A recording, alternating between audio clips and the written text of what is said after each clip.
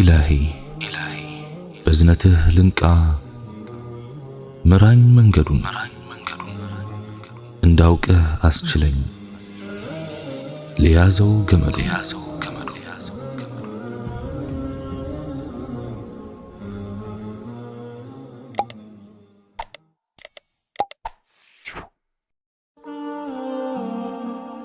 السلام عليكم ورحمة الله. አንዳንድ ሰዎች ያደጉበትና በሰዎች ዘንድ የሚታወቁበት ባህሪ በጭራሽ ሊቀየር አይችልም ብለው ያስባሉ። ለዚህ አስተሳሰብም እጅ ይሰጣሉ። አንድ ሰው ቁመቱንና የቆዳውን ቀለም መቀየር ላለመቻሉ እጅ እንደሚሰጠው ሁሉ ብልህ ሰው ግን ባህሪውን መቀየር ምናልባትም ልብስ የመቀየር ያህል ቀላል ነው ብሎ ያስባል። ባህሪያችን አንዴ ከፈሰሰ እንደማይታፈሰው ወተት አይደለም። ይልቁንም ሁሌም በቁጥጥራችን ስር ነው ያለው። የምናሻሽልበት ዘዴም አለ። ኢብን ሐዝም ተውቅ አልሐማማ በተሰኘው መጽሐፋቸው ላይ የአንድን ስፔናዊ ነጋዴ ታሪክ አስፍረዋል። በሱና በአራት ነጋዴ ጓደኞቹ መካከል አላስፈላጊ ውድድር ተፈጠረና ጠሉት። እናም ሊያሳብዱት ፈለጉ። አንድ ቀን ጠዋት ላይ ነጭ ጥምጣም ለብሶ ወደ ሥራ ቦታው እየሄደ ነበር። ከአራቱ ነጋዴዎች አንዱ መንገድ ላይ አገኘው። ጥምጣሙን ተመለከተና ይህ ቢጫ ጥምጣም እንዴት ያምራል አለው። ሰውየው አይንህ አያይም እንዴ? ይህ ጥምጣም ነጭ ነው አለው። አይ ቢጫ ነው ግን በጣም ያምራል በማለት መለሰለት። ትንሽ እንደተጓዘ ሁለተኛው ሰው አገኘው። ሰላምታ ከተለዋወጡ በኋላ ዛሬ በጣም አምሮብሃል፣ ልብሶችህ አሪፍ ናቸው፣ በተለይ ይህ አረንጓዴ ጥምጣም አለው። ሰውየውም ጥምጣሙ እኮ ነጭ ነው አለው። አይ አረንጓዴ ነው አለው። ነጭ ነው፣ ዞር በል ከፊቴ ብሎ መለሰለት።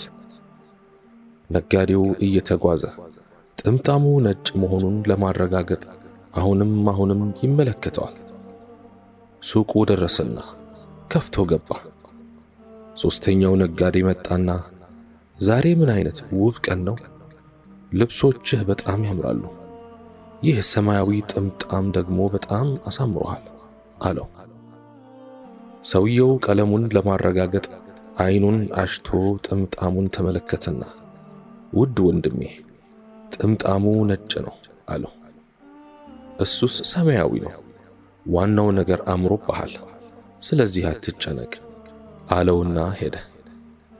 ሰውየውም ድጋሜ ቀለሙን ለማረጋገጥ ጥምጣሙን እየተመለከተ ነጭ ነው እያለ ጮኸ። ሱቅ ውስጥ ተቀምጦ አይኑን ከጥምጣሙ ላይ ማንሳት አልቻለም። አራተኛው ነጋዴ መጥቶ ሰላም ካለው በኋላ ማሻአላህ ይህን ቀይ ጥምጣም የት ነው የገዛኸው ሲል ጠየቀው። ሰውየውም ጥምጣሜ ሰማያዊ ነው በማለት ጮኸ። እረሱስ ቀይ ነው አለው። ሰውየውም አይደለም አረንጓዴ ነው፣ አይደለም ነጭ ነው፣ አይደለም ሰማያዊ ነው ወይም ጥቁር ነው በማለት እየጮኸ ይስቃል። እንደገና እያለቀሰ መዝለል ጀመረ።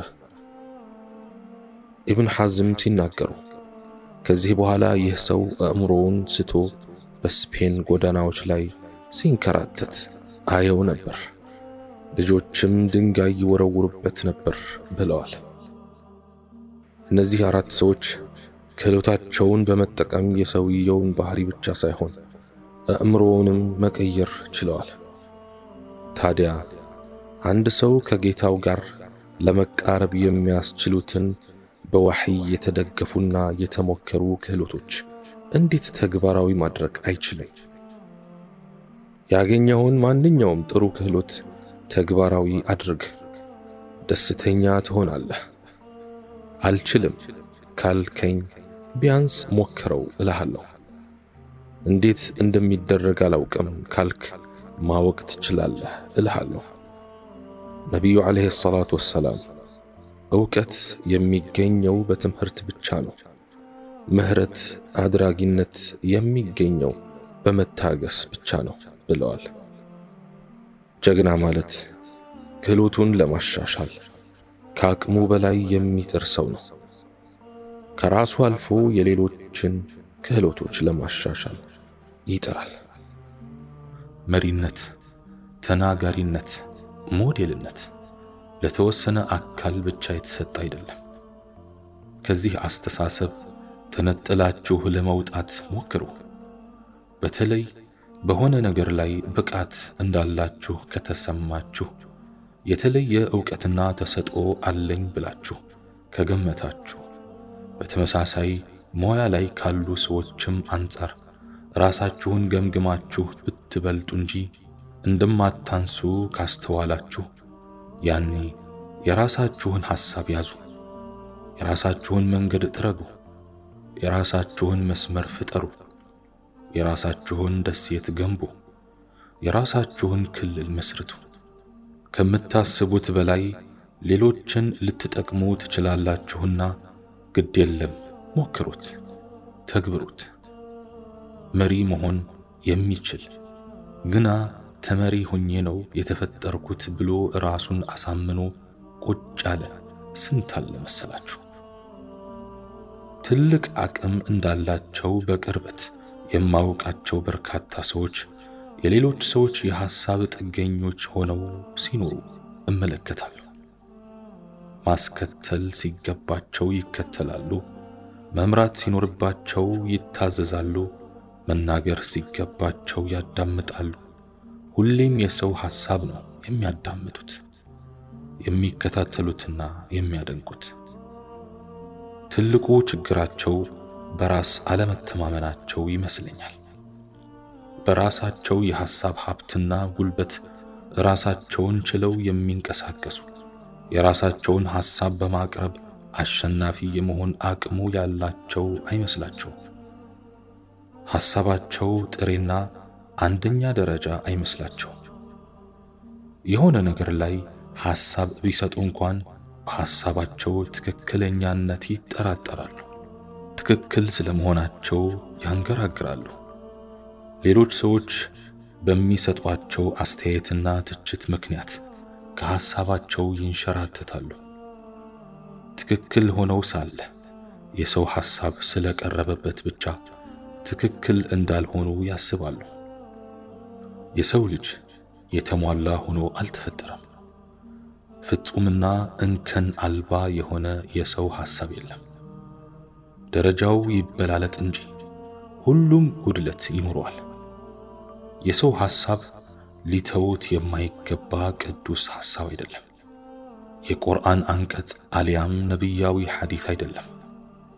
ትክክል ሊሆንም ላይሆንም ይችላል። ትክክል ከሆነ ትቀበላለህ፣ ካልሆነ ደግሞ ትተወዋለህ። ሚዛን የሚደፋ ከሆነ ታነሰዋለህ፣ ካልሆነ ደግሞ አረቀህ ትጥለዋለህ። ሰው ፍጹም ባለመሆኑ ፍጹም በሆነ መልኩ ሊከተሉት፣ ሊሰሙትና ሊቀበሉት የሚገባ ፍጡር አይደለም። ዕውቀቱ ጎዶሎ ነው። ግንዛቤው እንከን አለው። አረዳዱን ሊስት ይችላል። አንዳች ነገር የሰራ አልያም የተናገረ እንደሆነ ሊሳሳት ይችላል። ስህተቱንም ወዲያውኑ ብዙም ሳይቆይ አልያም በሂደት ሊረዳ ይችላል። ጥፋቱን ቀስ እያለ የሚገነዘብበት ሁኔታ ይኖራል። በመሆኑም የቅድም አስተያየቱን አሁን ቢያስተካክል፣ የጠዋት ሐሳቡን ከሰዓት ቢሰርዝ፣ ዛሬ የተናገረውን ነገ ቢለውጥ የሚገርም አይሆንም፣ ሊሆንም አይገባም። ከሰዎች አንጻር ጥፋተኞቹ ሰዎችን ፍጹም እንደሆኑ አድርገው የሚከተሉት ናቸው። የኔ ዓሊም፣ የኔ ኡስታዝ፣ የኔ አስተማሪ፣ የኔ ሮል ሞዴል ሁሌም ትክክል ነው፣ አይሳሳትም የሚሉት ናቸው። ይህ አካሄድ መልካምና ተገቢ አይደለም። ሰዎችን ትክክል ናችሁ ብለን ብንደርቅ እንኳን ሐቀኛ ከሆኑ ነገሮችን አገናዝበው ትክክል አይደለንም የሚሉበት ጊዜ ይመጣል። ያን ከማለታቸው በፊት በጭፍን ከመከተል እንቆጠብ። ራሳችን ቀጥ ያለ አቋም ይኑረን። ዕውቀት በራስ ለመተማመን ያበቃል። ይህንንም ያንንም ሐሳብ ትክክል አስመስሎ የሚያዋልል የዕውቀት ማነስ ነው። በቂ ዕውቀት ሳይኖርህ ስትቀር መመዘኛ መሳሪያ ታጣለህ። የገበቴ ላይ ውሃ ትሆናለህ። እውነትና ውሸት፣ ስህተትና ትክክል ይደበላለቅብሃል። ዛሬ ላይ ተባራሪ ዕውቀቶች በበዙበትና የሐሰት መረጃዎች ምድርን በሸፈኑበት ዘመን ዋናውን የሐቅ ጎዳና ላለመሳትና ተጠልፎ ላለመውደቅ ሲባል በሐሳብ ራስን መቻል ግድ ነው። ለዚህም ሲባል መጀመሪያ ዕውቀትን ማካበት አስፈላጊ ነው። ምድር ላይ የሚኖር ሰው በሀብት ብቻ አይደለም መበልጸግን ማሰብ ያለበት። በዕውቀት ይሁን በሌላም ነገር ለሌሎች መትረፍ አለበት። በሰዎች ዘንድ ለመወደድ መኖር ከንቱ ድካም ነው። ለሰው ብለህ አትሩጥ፣ እንዲወዱህ ብለህም አትኑር። መስራት ካለብህ ለአላህ ሥራ፣ መትጋት ካስፈለገህ ለራስህ ትጋ። ማን እንደሆንኩ አሳያችኋለሁ ብለህ አትኑር። ሰውን ሳይሆን ራስህን ለማሸነፍ ሩጥ። ይህንንም ያንንም ለማስወደድና እጅ ለማሰጠት የምትሮጥ ከሆነ የአንተ አቋም አይታወቅም፣ ንያህም ማዕከል አይኖረውም። በእጅህ ላይ የሚቀር ምንም ሚዛን አይኖርህም። ሰዎች መጥፎ ስለሆንክ ብቻ አይደለም የሚጠሉ። የሚጠላኝ ሁሉ በቅንነት ነው ብለህ አታስብ። ገና ሲፈጥረው አንተን ማየት የማይፈልግ ሆኖ የተፈጠረ አለ። ሰዎች ጥሩ ስለሆንክም ጭምር ይጠሉሃል። ጥላቻ፣ ቅናትና ምቀኝነት እንዲጠሉህ ያደርጋቸዋል። በሐሳብ ልዕልና ስለበለጥካቸው ይጠሉሃል። ስለተወደድክና ስምህ በተደጋጋሚ ስለተወሳም ይጠሉሃል። ለምን እንደሚጠላህ የማያውቅ ያለምንም ምክንያት የሚጠላህ ይኖራል። ያኔ ብዙም አትጨነቅ። ይህም የሰዎች ባህሪ ነውና ጠንቅቀህ እወቅ። ድክመትህንም ጥንካሬህንም የሰዎች ጥገኛ አታድርግ። የአእምሮና የሐሳብ ሲሳይህን ከነርሱ የምትወስድ አትሁን። ሙቀትም ብርድም ከፍታም ዝቅታም የሚሰማህ ከነርሱ አስተያየት አንጻር አይሁን። እነርሱን ተውና ህሊናህ የሚልህን አዳምጥ። ወደ ራስህ ተመልከት፣ ሁኔታህን ገምግም። ርዝመትህን፣ እጥረትህን፣ ድክመትህን፣ ጥንካሬህን በየጊዜው ገምግም። አሁንም እንዴት ነኝ እያልክ ሌላው ሰው አትጠይቅ። በራስህ ዕቅድና ሥራ ላይ የራስህ አሻራ ይረፍ። በቤትህ በሰዎች አስተያየት ብቻ የተገነባ አይሆን። ራስህን ቻል። አንዳንድ ሰዎች ከነርሱ ሐሳብ ውጭ ምንም ማድረግ እንደማትችል እስኪመስላቸው ድረስ ሰውን በጥያቄ አታሰልች። በትንሹም በትልቁም ጉዳይ በሰው አትደገፍ። የራስህን ምርኩዝ ተደገፍ። ሐሳብህን ይዘህ ተነስ። ለሁሉም ነገሮች መመዘኛህን ሰዎች አታድርግ። የምታውቀውንም የማታውቀውንም እየጠየቅ ሰዎችን አታስቸግር። ፈላጊነትና የሰው እጅ ማየት በገንዘብ ብቻ አይደለም። የሐሳብ ድሃ አትሁን። እያወራን ያለነው በሰዎች ድጋፍ ብቻ እንጂ ስለማይንቀሳቀሱ ሰዎች ነው። እናም ሙሉ በሙሉ ራስህን ሰዎች ላይ አትጣል። ለሁሉም ጉዳይ አስፈጻሚ አትቅጠር። አንዳንድ ጉዳዮችህን ራስህ ፈጽም። በአንዳንድ ሐሳቦች ራስህን ቻል። ሰዎች በሁሉም ነገር ትክክል አይደሉም። አንዳንድ ጊዜ ከነርሱ ሐሳብ ይልቅ ውስጥህ ያለው ሐሳብ ትክክል ሊሆን ይችላል። አንዳንዴም ትክክልነትህን ያስተዋል። ከሆነ ልብስ አንጻር ሰዎች ሁሉ ተመሳሳይ ሐሳብ አይኖራቸውም። ሰፍቶሃል የሚሉ እንዳሉ ሁሉ ጠቦሃል የሚሉም አሉ። አምሮብሃል የሚሉ እንዳሉ ሁሉ እንደሚያስጠላብህ የሚነግሩህም አሉ። ሁሌም በሰው ሐሳብ ላይ ተመርኩዘህ ሰው ስለተቸ የምትተው ስላደነቀ የምትቀጥል ከሆነ የራስህ ሐሳብ አይኖርህም።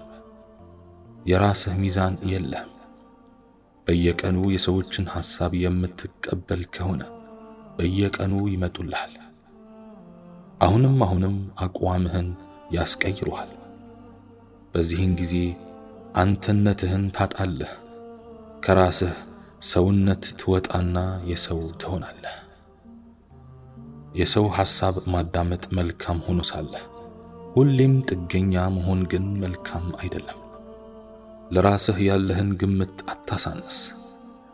አንዳንድ ጊዜ የራስህን ሐሳብ አንግስ። አንተም በሐሳብ ከፍ ብለህ ንገስ። አንዳንድ ጊዜ ነፃና ሉዓላዊ ሁን። የራስህ ምህዋር፣ የምታስተዳድረው ግዛት፣ የብቻህ ዓለም ይኑርህ። በራስ መተማመንህ ጥንካሬህን ያሳያል። ደግሞም ብቻህን ትክክል የምትሆንበት አጋጣሚ እንደሚኖር ልብ በል። የቂያማ ቀን ብቻውን የሚመጣ ነብይ አለ። ይህም የሆነው ማንም ስላላመነበትና መልእክቱን ስላልተቀበለ ነው። እሱ ግን ብቻውን ጸና።